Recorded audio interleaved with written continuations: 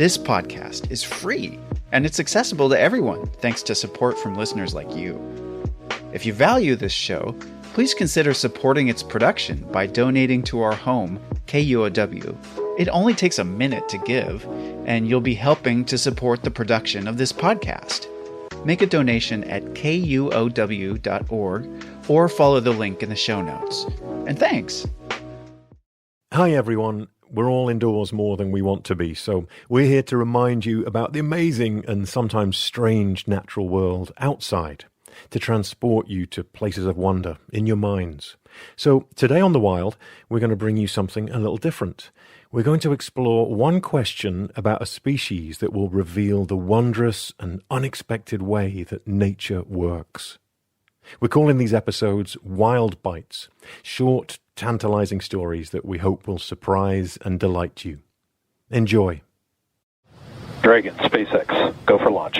Maybe you saw this in the news recently. A private rocket from a company called SpaceX successfully sent 2 NASA astronauts into orbit. SpaceX Dragon, we're go for launch. Let's light this candle. 10, 9. This was the first commercially built and operated spacecraft launched from America, a new age in space travel. 1, 0. Ignition. Liftoff of the Falcon 9 and Crew Dragon. Go NASA. Go Elon Musk is the billionaire founder of SpaceX, and his vision is much grander than just reaching the International Space Station. His sights are set on Mars. He wants to see 1 million people living there by 2050. Now you might wonder, what has that got to do with the natural world? Well, the journey on a spaceship out to the Red Planet is long. Could take months, if not years. One idea to make that ride a bit more bearable and efficient is the use of hibernation. Sleep your way to Mars or beyond. You've seen it in sci-fi movies before. Well, that idea might not be as far out there as it seems, and there's a wild animal and a team of researchers that might hold the clue to making it a reality. Today, how can an Arctic ground squirrel help get us to Mars? From KUOW in Seattle, I'm Chris Morgan. Welcome to Wild Bites.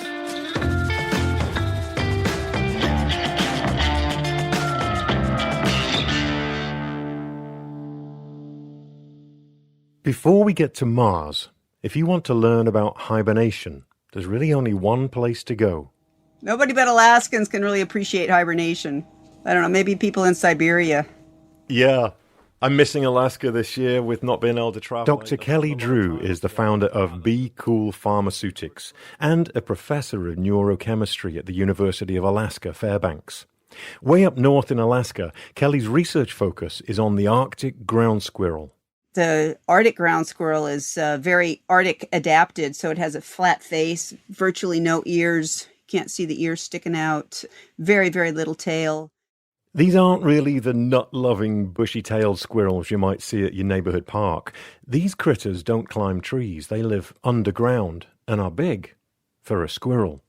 They can weigh over 2 pounds. They look more like a groundhog. And they're also very photogenic and very cute because of their big brown eyes. And if you're somebody like Kelly who's interested in hibernating animals, you can't find one better than the Arctic ground squirrel. They're one of the more extreme hibernating mammals. They are famous for being able to supercool. Their core body temperature goes below 0 when they hibernate.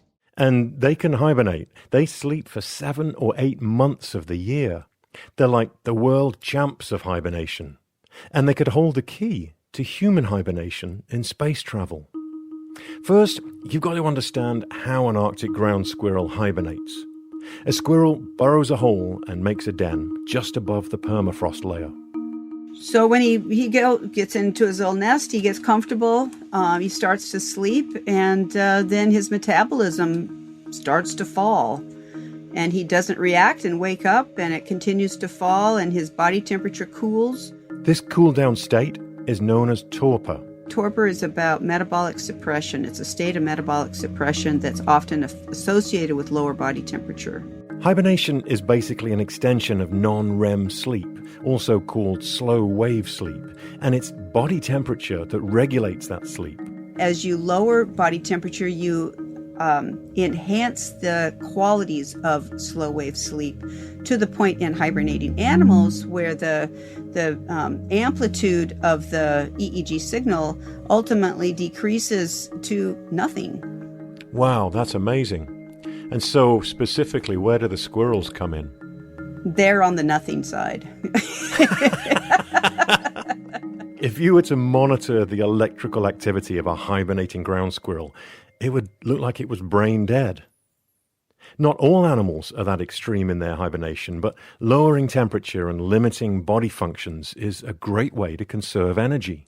And so the best analogy for those of us in Alaska, we can understand that if you turn down the thermostat in winter, when it's cold outside, you turn down the thermostat, you immediately save energy.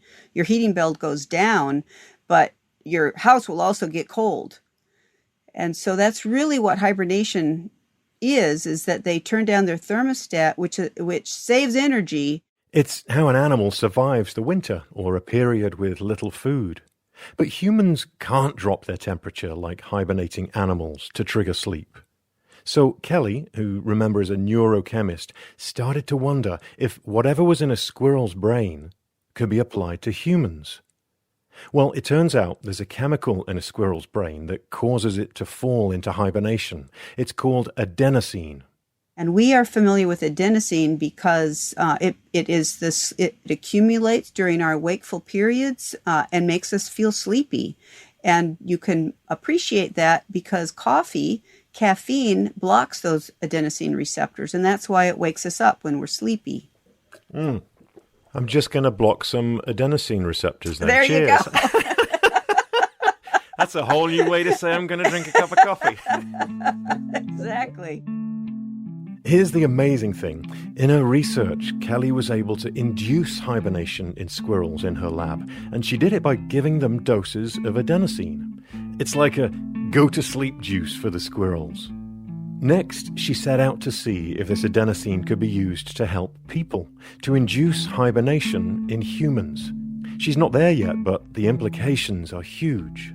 You know, people with cardiac arrest, you don't recognize that you get resuscitated, but most people then die in the hospital within a week, and that's from brain injury. But cooling can enhance survival, almost double survival in some studies. Give someone a dose of adenosine to put them into that torpor state, cool the body down, and increase their odds of surviving. Then Kelly got an unexpected call.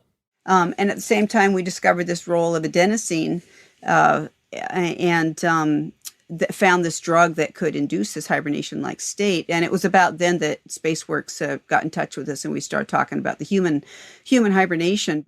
SpaceWorks Enterprises is a company that works with NASA. They were very interested in Kelly's work about human torpor.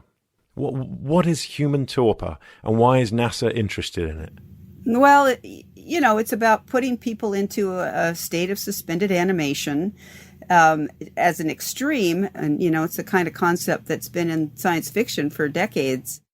What will that look like? Is it a case of taking that chemical from a ground squirrel and formulating it so you can inject it into the arm of an astronaut? Absolutely, yep. That's where we're moving. Help me picture it. I'm on a spaceship. I'm headed to Mars, and I'm going to go into hibernation for the trip. Can you walk me through what that might look like?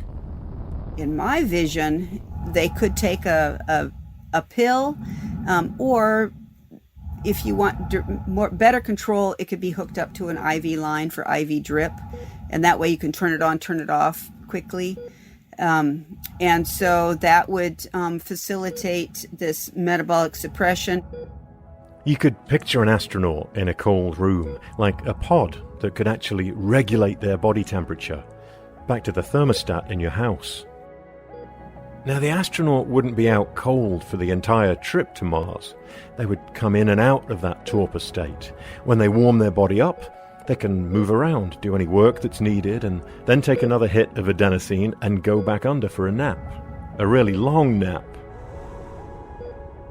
I think at that cold temperature would be about 3 days, but they would have maybe a day and a half of transition on both ends. I remember after one weekend I had in my early 20s, I slept for 3 days, but it had nothing to do with hibernation. There are a lot of ways hibernation could help a long journey into space.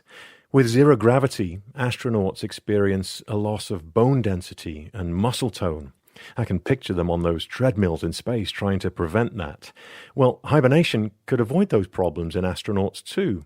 Bears don't have bone and muscle problems when they sleep for 6 months. Something Kelly's colleagues are looking into. Well, the most interesting thing about bears is their body size is closer to humans, and so that's why they're just a more human-like model. But it's a lot easier to study squirrels than bears. One of the main reasons NASA and SpaceWorks are so interested in human hibernation is simply to save time and energy and resources. You need less food and supplies if the crew was asleep for half the journey. Imagine if you could do that on a road trip with your kids. It's interesting, too, because it would certainly cut down on the quote-unquote cabin fever. In a small spacecraft, it's going to be tough. You run out of things to talk about after a while? Right, exactly. Like any scientific research, this work seems to bring up more questions than answers. I was going to say, it's all of this stuff, it's not really like the movies, is it? But it actually kind of is. It is, yeah, it is. And, I think we have to be inspired by science fiction writers because they're the ones with the vision, and now we just have to figure out how to make it work. It's a fine line between science fiction and science fact. But what's clear is that so many of these ideas and solutions come from nature. Another good reason to learn about and love the planet we live on right now, as we head into the depths of space with a little help from the Arctic ground squirrel.